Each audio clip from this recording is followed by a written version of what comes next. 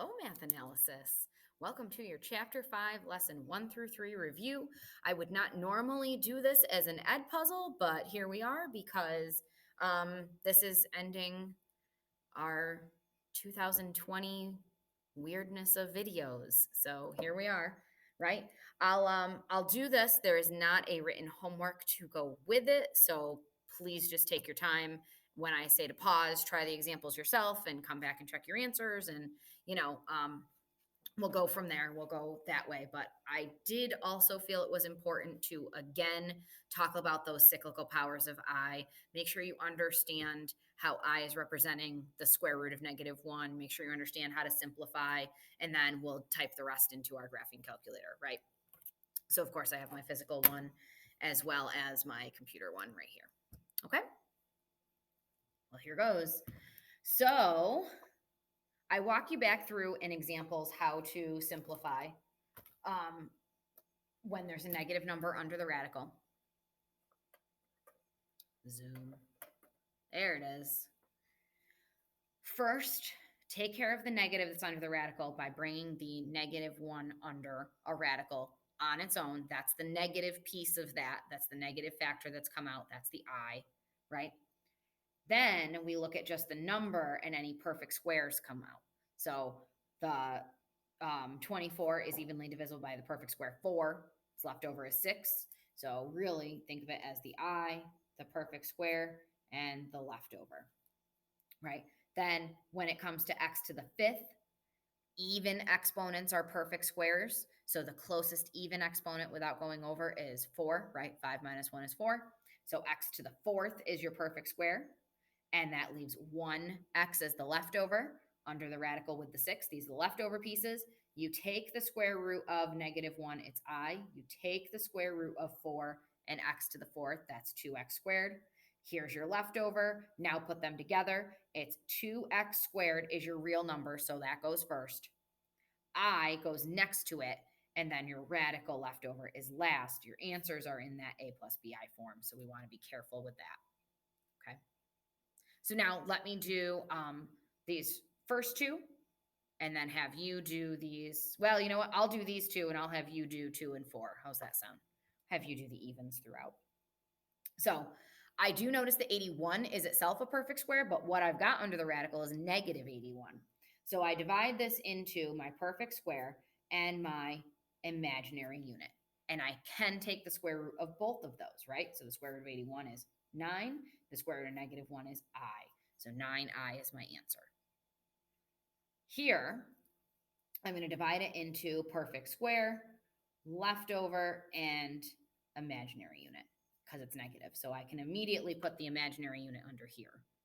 Now let's think of the biggest perfect square that divides evenly into 72 without going over, right? So biggest perfect square that divides into 72. We're looking at 72 divided by 4. Okay, well, that's a perfect square that divides evenly into 72, but not the biggest. So let me try the next perfect square. 72 divided by 9 also works out, but still not the biggest. And how do I know that? Because 8 is evenly divisible by a perfect square. 18 was evenly divisible by a perfect square. That's how I knew it wasn't the biggest perfect square that divided evenly into 72. So here's your trick. Ready? What's 4 times 9? If you said 36, boy, I heard you and you're right. So that will be the perfect square that works and gives me the leftover that is no longer divisible by a perfect square. So 36 is the biggest perfect square that divides evenly into 72. 2 being my leftover. Take the square root of the perfect square, take the square root of the -1, and leave the leftover in the radical. Okay, so now you guys pause. I need this guy. You guys pause, and you, right here, you guys try number 2 and number 4, and then come back and check your answers. Make sure you got them right. How do we do? Good. Let's move on. So that whole cyclical powers of I deal, right? So here's your cyclical powers of I again. It's just basically that when we go back and do I to the 5th, it turns out that that reduces to being the same answer as I to the 1st. And then when we go back and we look at I to the 6th, it reduces to be the same answer as I to the 2nd. And then when we do I to the 7th, it reduces to be the same answer as I to the 3rd. And when we do I to the 8th, it reduces to be the same answer as I to the 4th, which is why we call this the cyclical pattern of I's. And every 4 exponents, it goes back and starts over as this endless cycle, right? So what we're saying is this has the same answer as this. We're saying this has the same answer as this. We're saying this has the same answer as this. We're saying this has the same answer as this. That's why we call it the cycle, because then it would go back and it would start with I to the 9th, and then I to the 10th, and then I to the 11th, and I to the 12th. And then I to the 13th would start it again. So if you memorize how the first 4 exponents go, which is I, 1, negatives in the middle. If you memorize those, you can match that up with any other. All right.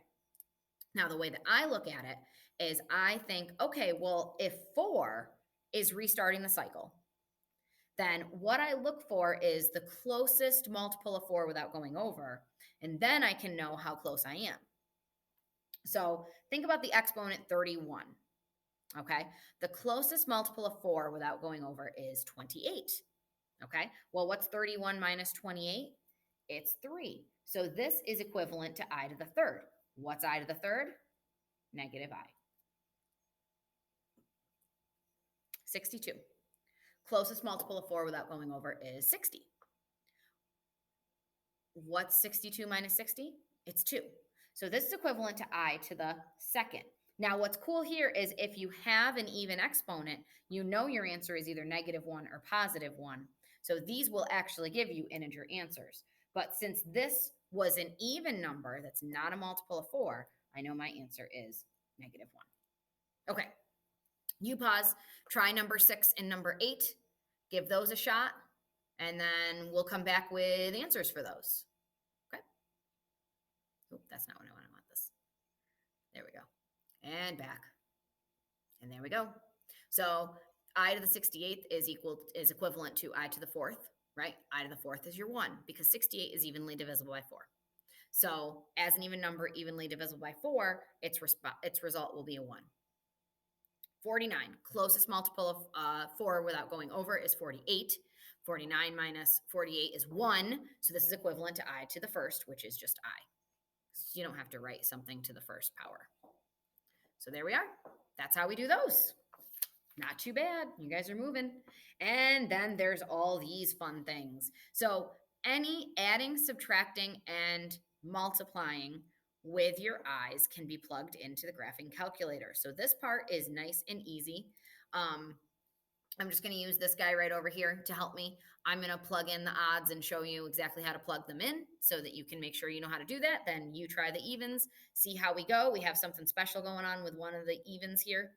But just watch, just make sure you're plugging in correctly, right? So -3 plus 6, and now I is second and the decimal point, minus, and then in parentheses, -5 minus 3 second and decimal point for I, and then end parenthesis, and then -8 second and decimal point for I. So notice I'm just typing that whole line in, and I get 2 plus I. Okay. Now, again, I could have distributed, right, and then combined my like terms. So I combine my real numbers, I combine my I's. That's what I get here. So always write your answer in A plus BI form, and thankfully our graphing calculator gives that to us. Okay. Down here, watch how there's a negative in the middle, right? So 7 minus 6I minus -8 plus 3I. There we go. Okay, right here, there's a minus in between those, so be careful. So 3 plus 6I, and then 6 minus 5I. Did I press second? Nope. There we go. end parenthesis. Okay, so we're minusing those two binomials. And negative 3 plus 11i. Here we are. Okay, now these guys, notice, are multiplied together. So actually what I can do, see how I had those same two binomials subtracting here? So if I press second and enter, I'll get the last thing I entered. And if I press it again, I get the one before that. All you have to do with your cursor is arrow back and delete. There you go. Nice. So negative 38 plus 69i. Here I would have to FOIL. Oops. Here I would have to FOIL normally. But my graphing calculator can do these for me, so why not take advantage? And then here it's just, it would be distributing. So 8 times 2 minus 3i. And 16 minus 24i. Okay, so why don't you take the opportunity to do the evens on your own, see how you do. Nice little star on 18, and we'll see why when you do it, what our final answer is. Okay, and then I'll show you how you can possibly do that too when we talk a little bit more below it. So, all right, I'll see you guys in a sec again. Where is it? This one. There we go. Okay, take a sec to check your answers out. Make sure you got all those correct. I did them on this graphing calculator, so not on my computer graphing calculator. It's, for me, I'm so used to having the physical graphing calculator and holding it. It's just a little easier for me to type stuff in there. Any issues? Anything here? What did you notice about 18? Huh, no I left in the answer. It's almost like those are conjugates, which of course I discuss directly below that, right? So when you take two binomials that multiply together and leave you just an integer, whether it be radicals or imaginary complex numbers, they're called conjugates. And when they do that, it's factoring dots, right? Difference of two squares.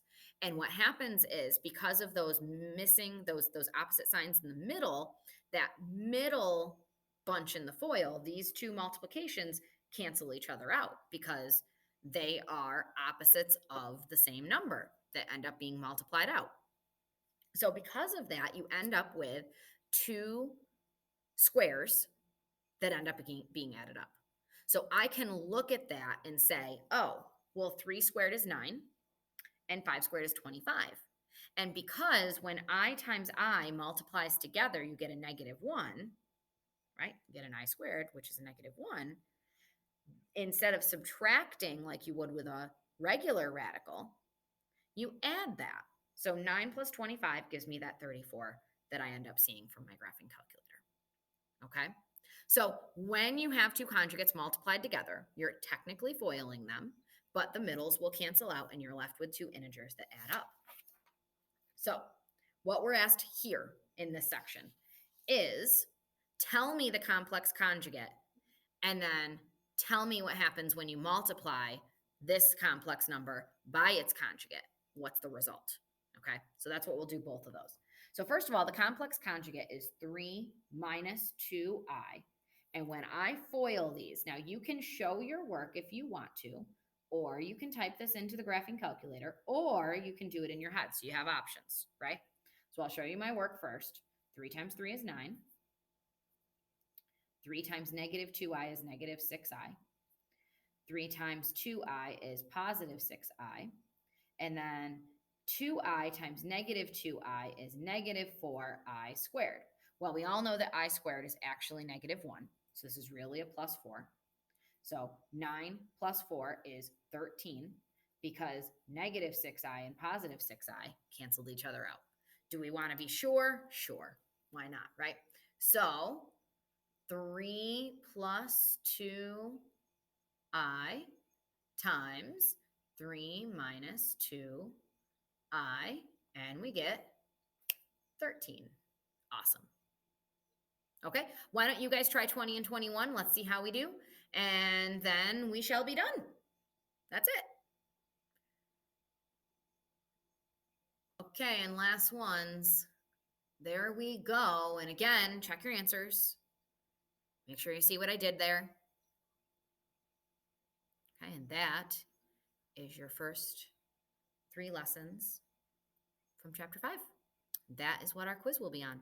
Now, I do know this is the end of our time before Christmas, right? So this is the paper. This is just the notes that you have to watch. No big deal. No actual paper homework that goes with this. I don't believe. No, I'm saying that. I don't believe so. No, I don't see one. Okay. So since that's the case, right? Then when we get back from break, we'll review in Delta Math and have our quiz in Delta Math. So we'll have a review that covers these 3 areas, which is simplifying a complex, simplifying a BI into BI form, multiplying, adding, and subtracting complex numbers, and of course, specifically multiplying conjugates together. Okay, that's what we'll look at. And yeah, that's about it. So, guys, good luck. Let me know if you need anything. This has, of course, been Chapter 5, Lesson 1 through 3 review prior to our Chapter 5 quiz. Let me know if you need something. Email me. I'll be around. Bye, guys.